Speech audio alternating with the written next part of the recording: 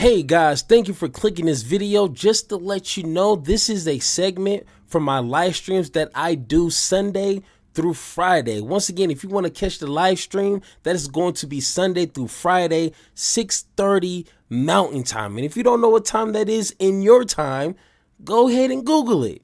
But once again, enjoy the video, subscribe, and like this video. Back to the video. All right, calling from a 404. What's your name and where are you calling from? This is Crash the Phantom. I'm calling from Middle Georgia. Hey, how you doing? What do you want to talk about? Just real quick, something to clarify from a little bit earlier in the chat, because it's the idea that Kamala Harris is going to disappear. It's like, that's not the case. I'm full on aware, and a lot of us are full on aware that the whole, all of the press that she's getting, you know what I'm saying, that she's definitely going to wind up being like the safe liberal pick of 2020, I guess 2026, if we make it to that. Yeah. Well, not even 2026, but whatever the case may be. But what I was saying is that she gets a ton of press regardless. Like, she's a part of the media machine. So there's no scenario where she's not going to go on every major publication with her book tour, no less, and get 1,000,001 shout outs. What I was saying though is that channels like yours and smaller channels, they are only going to be the only ones who highlight people who would run against her.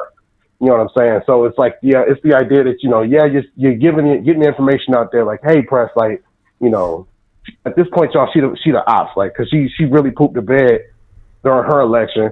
You know what I'm saying? And she has proven she's not going to go hard at all. So and the only reason we want to vote for her was because there was no alternative. Well, so it's just the scenario where you go Kamala Harris, and then I said it in the chat, there's like Kamala Harris bad and such is better, and pick such and such instead, because we didn't even get that option last time. Yep. And because of that, they split the difference. And I'm glad you brought up Jill Stein and the Green Party. I personally have a vendetta against them because they also kind of traffic in the whole Democrats bad and then have nothing else to show for it afterwards. And they haven't been a serious party since their inception, because if that were the case, there'd be Green Party members in like really small pieces of government as well as the Senate. You know what I'm saying? There'd be Green Party governors and Green Party chief of police and the Supreme Court justices. They don't do anything except show up to split the difference and say Democrat bad every 4 years. And Jill Stein was a part of that. If you saw Mehdi Hassan and the brother she ran with, he tore them apart about that, and they had it coming. You know what I'm saying? So that's all I was saying, though, is that, we all know Kamala shit the bed. We saw her do it on prime time. She had to write only person that wrote a whole book about losing an election and then hasn't learned any of the lessons from it. Like, where we at here? Yeah. Nobody remembers. It's like history's going to remember the losers, and then we all should have known the writing was on the wall. She picked her running mate to be some old white dude.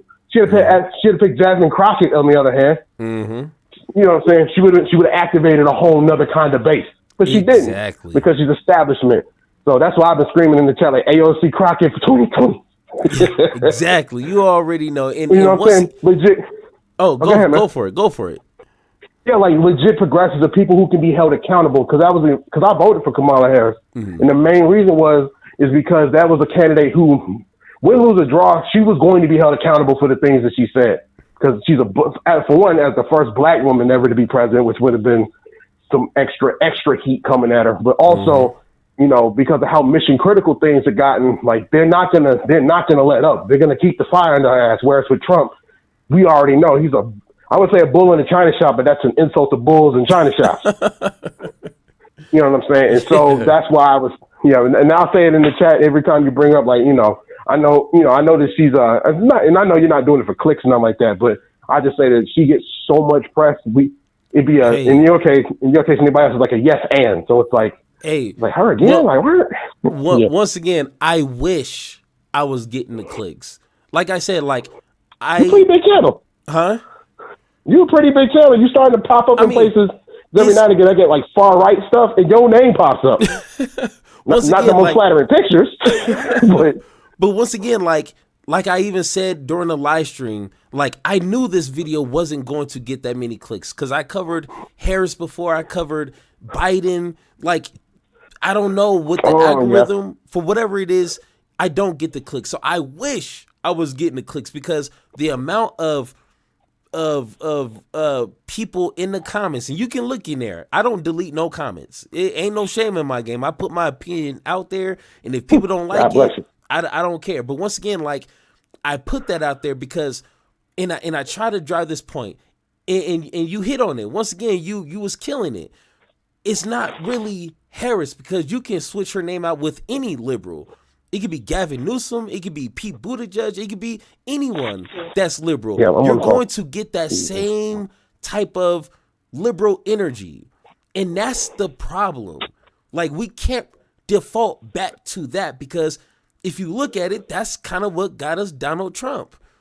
And in the next election, like you said, if we're lucky enough to get one in 2028, like, it's always going to be another Trump, or it's going to be someone more educated and more evil than Trump. So Democrats liberals never will have to be held accountable. All they have to say is, this guy's bad, vote for me. I don't really have to give you much, but this guy right here is bad, so give me your vote. Oh, absolutely. And some people, I think that I get it. I voted for her strategically. I understand, like, hey, I'd rather deal with this trash politician than an evil one like Trump. But some people, I disagree, but I respect their non-voting. They didn't want to do that. They didn't want to continue to feed into this liberal, like, circus they got going on. They didn't want to tan Hillary Clinton. You say what? And that's what they didn't want to tan Hillary Clinton, and that's what we wound up getting. Exactly.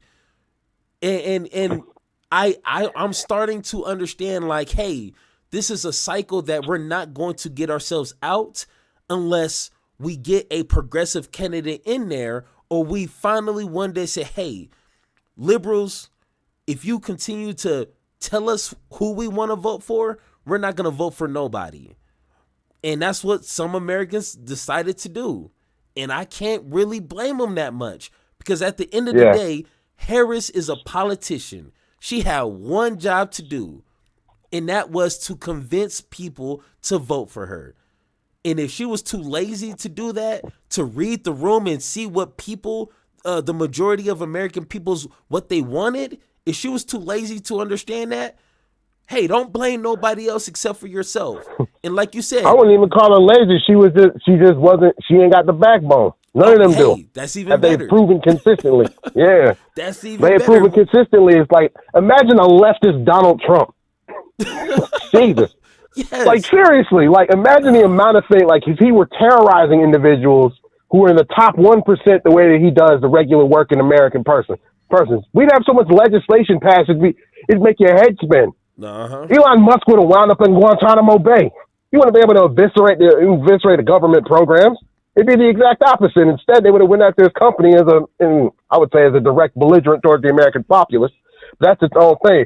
And I think that's what people, like, we have been put, I'll say the American populace has been pushed now to because, I mean, they're cutting Medicaid, for God's sakes. The very voter base that this individual got voted in by is now being directly harmed by the policies that he's creating, because they're realizing that he's always been a fraud.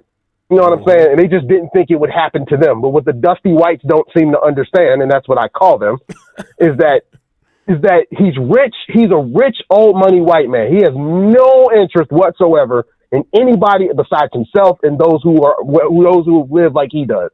Yep. And it doesn't matter. It doesn't matter what country you come from. As long as they're old money and rich, that is who he is. That he was bought, sold, and traded by. You know what I'm saying? And the longer we go in, the more and more people see that next election cycle come up, because even Fox News is starting to get pissed at him, which is insane, because that is his ultimate cheerleader. Where they're going, okay, these cuts don't make any sense. Like, seeing them do the mental gymnastics day in and day out is just phenomenally insane. But, like, even with everything happening in Palestine, you even have, like, right-wing white nationalist psychos saying we shouldn't be in Israel for complete different reasons. But however, the message is still kind of the same. Yeah. You know, it's just they use a lot of hard R energy in that crowd. But the message is still the same. We should not be spending American dollars on a war that has nothing to do with us. And it's, you know, the list goes on, but, like, I would say and that was something that you mentioned earlier, is that we are at a situation now where win, lose, or draw, Trump did. The one good thing Trump did was show that, oh no, this can be done. Yep. immediately. So they no longer have the excuse or the lie of being like, well, we need to, no, there's no consultation. Okay. We've seen this motherfucker completely unfold the U.S. government and freeze it in less than a year. Yep. And it's to eviscerate things that took y'all 10 years to put together with a sledgehammer. So, with Hey, executive orders. So, there you go. Hey, once again, I yeah, appreciate you calling I appreciate through. Once Yes, sir. again, just spitting them facts, and I agree 100 million% with everything you just said. But once again, I appreciate you calling through. Yeah, I appreciate you having me again. I ain't gonna call every time, but it's like Hey man, I like I like the chance. I like to throw in hey, my 1/2 cent while it's still worth something. yes sir, I appreciate you. All right, appreciate you. You have a good one. Yep. Calling from a 513 number. What's your name and where you calling from? My name is Dion Payne. Deontay? No, Dion Payne. Actually, I'm DPD. Oh, got you. Hey, long time chatter. How are you doing? What you want to talk about? I'm doing okay. I'm calling because I wanted to clarify my stance about Kamala Harris. My point was that Kamala isn't in the race anymore. We don't know if she's going to run for 2028 or not. And what we need to be focused on is what's happening now. The politicians that are in office now. All those people who were protesting against Biden and Harris about Gaza and the Palestinians, where are they at now? They were heavily criticizing both Biden and Harris, but crickets when it comes to Trump. Crickets when it comes to not to I can't pronounce his name, not Yahoo. Oh, Um, yeah. when it comes to wanting to turn the Gaza Strip into uh, hotels and casinos, where are they at now? They were So, telling people not to vote for her, and now that she's not in office, the ones they should be focusing on, they're not saying a word, not a peep coming from them. so to answer a few of your points there, and the video that I put out this morning answered every single question that people are bringing up, just like you did. Um, so the first thing that you brought up, you said that initially we shouldn't be talking about her. We shouldn't be focused on her. Let's talk about the now, which I get and understand. But you got to understand, it's not just Harris. Harris is not the liberal party.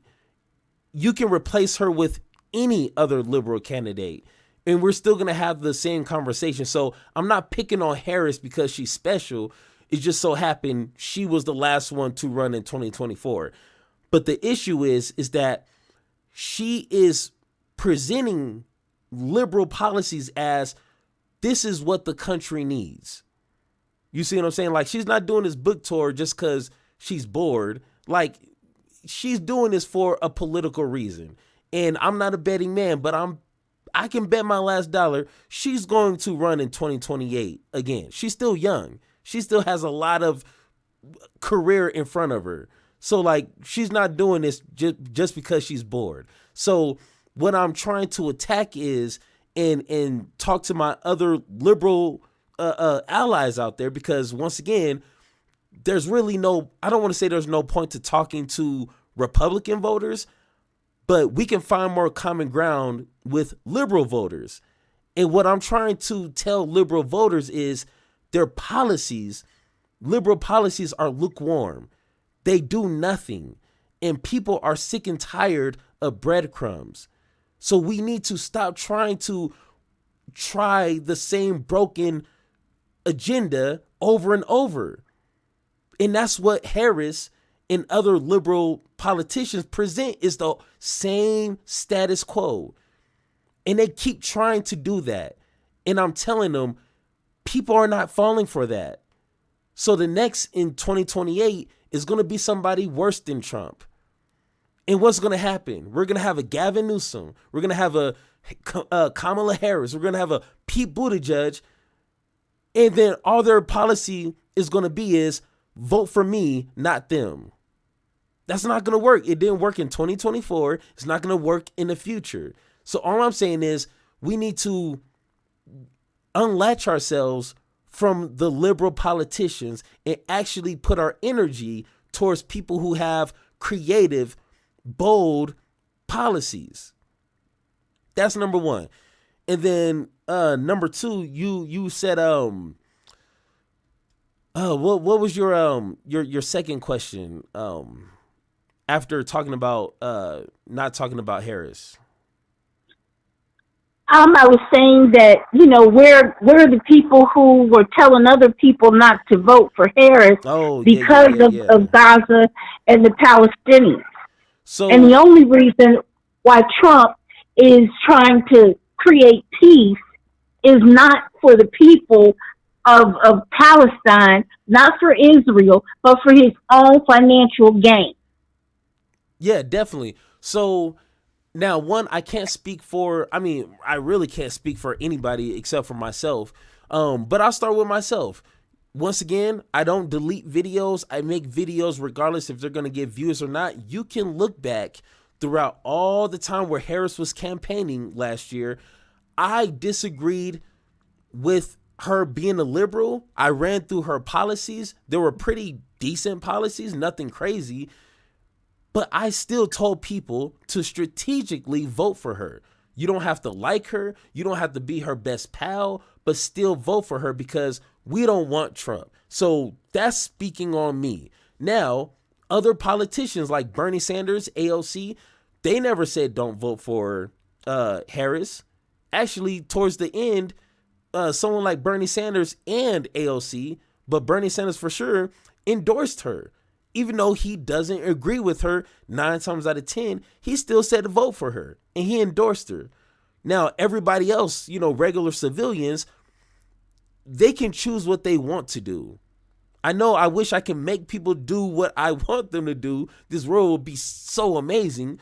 But at the same time, I was like you. I was like, if you didn't vote, you are the worst person on earth. I even made a video about that, which once again, I'm not going to delete because that just shows my level of growth. I used to demonize people that didn't vote. It's like, what are you doing? This is your fault.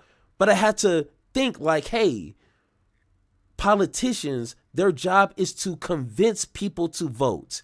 We don't owe politicians nothing. I don't care who it is. I don't owe my vote to nobody. You better do what you need to do to earn my vote. And it needs to be better than, oh, this guy over here is bad, vote for me. No, I need you to put some effort into earning my vote. You need to listen to what the majority of Americans are saying. And at that time was, you need to be against the war that's going on in Gaza. You need to be full-heartedly. You need to have plans to stop the war. And she didn't do that. To me, that's being lazy. Or like old boy said, was she just didn't care. So at the end of the day, whose fault is it? The Palestinian protesters who are Americans, or the politician whose job is it to earn votes? Whose fault is it? Well, the truth of the matter is the hostages could have been released last year, but Trump was the one who asked Netanyahu not to release them because it would make Biden look good. No, that's true. But once again, Harris could have put out her own plan. She could have went on every radio station, every YouTube channel and said, hey, if you vote for me for president, I'm going to do X, Y, and Z. I'm going to do everything in my power to get this war to stop. I don't care if that means I have to pull funding from Israel, slap sanctions on them. I'm going to do whatever I need to do to stop this genocide. I guarantee you that she would have won if she would have just said something simple like that. Because we can look at Trump. Like you said, he called How come Harris, if I think that is verified that he did have a conversation. Harris could have had a conversation. I mean, damn, she could have went on TV and lied. If the stakes were so high, she needed to do whatever. She needed to say whatever to win that election. But see, that's the difference. People fail to understand that being a woman, being a person of color, and a white person running for office are completely different. The white person could make all the mistakes in the world. They could kill a baby on television, get away with it. But the moment a person of color or a woman says something out of character, it's a sin. It's disgusting. No, they take them out of the picture. Yeah. There's a distinct difference between whites and blacks running. So when people criticize women of color, people of color who are running for office, they don't say anything to a white person. Does anybody seriously believe that somebody, a person of color or a woman, could say the things, could do the things that Trump does and get away with it? Not only with his voters, but also the mainstream media. Look at how many times they crucified Biden for his age, for his policies. But meanwhile, you have Trump, who's giving money to cities to build concentration camps, taking children, zip tying children, not even caring if they're criminals or not. And I just think that we should be focused on that. It shouldn't be liberals or progressives. We should all be joining hands together, because this is a fight that we must win. Everything else, throw that out just ignore that. But we have to stay focused. We have to keep our eyes on the prize. Because we only get one shot. We only get one shot at this. That is true. But once again, I agree with you. And let me start with your first point. Once again, I am black myself. I don't know if you see my videos. I've been black my whole life, and I'm dark. I'm not too dark, but I'm dark enough to where I experience a lot more of these situations than light-skinned people. You see what I'm saying? So, like, I understand what you're talking about. When I have to go to these interviews and work these jobs, I have to accommodate a lot more than my white counterparts, because they're looking at me as a dark-skinned black American with tattoos.